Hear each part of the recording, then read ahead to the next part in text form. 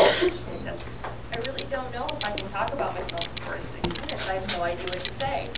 And one of my friends said to me, oh, just tell some cute stories about yourself. And I looked at them and said, but I have so many, I just don't know where to start, because I'm just too cute. So, I've recently discovered that my childhood isn't exactly the way that I remembered it. My Aunt Carol bought me my first Cabbage Patch doll when I was a little girl. And after my niece Addison was born, I was asking my mother at what age would be appropriate to buy her her first one. And my mom looked at me and said, you never had a Cabbage Patch doll.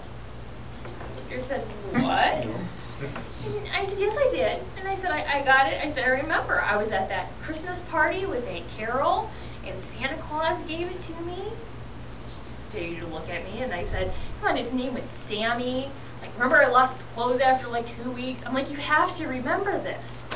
And she looked at me and she goes, that wasn't a Cabbage Patch doll. It was a knockoff. In that moment, I felt so violated. I felt as if all of my childhood memories were just a complete sham.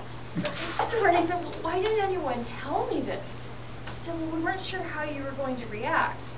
Well, I actually reacted by picking up the phone, trying to call my aunt to yell at her from her faux pas from 22 years earlier, and my mom had to wrestle the phone out of my hands.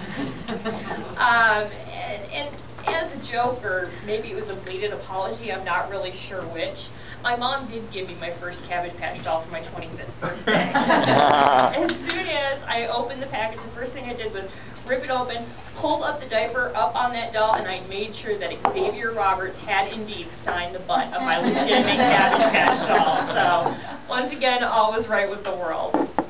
Now, my teenage years were a little bit easier to remember, just because, let's face it, they're too traumatic to possibly get wrong. One time, I was at a youth group afterglow after a Sunday evening service. Now, my church was large enough that you could actually have a volleyball court in it. And this particular night, we had a volleyball net stretched across the court. My best friend and I decided it would be a fantastic idea to call my crush at the time, Paul, from the church office. So, with the exuberance that only a teenage girl can possibly have, I got up, ran across the church, ran headlong into the volleyball net, and landed flat on my back. Can you say Wile E. Coyote? Needless to say, the only thing that was hurt was my pride. However, this became a running joke amongst my family, the church, and of course the youth group for years. I did get my revenge, though, later on. A couple of years later, the youth group was at a pool party at a host's house, and one of the guys, Tim Shepers, was making fun of me for this yet again, and then he promptly turned around and walked through the host's screen door. After that, he never made fun of me ever again. Now, I also used to work in jewelry, and I had some really great experiences with my customers. I used to love it. Women would come in and they would try on rings.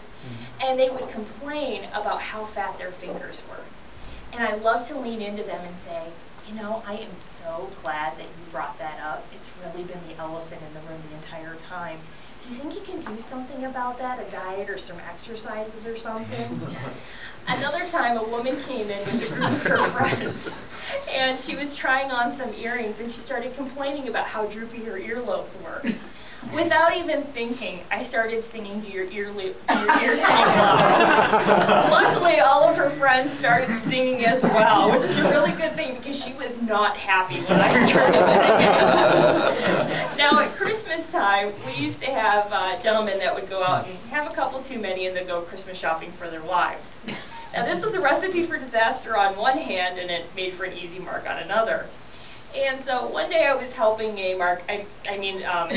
gentleman who'd had a few too many, and he had two friends in to help him shop for a watch for his wife.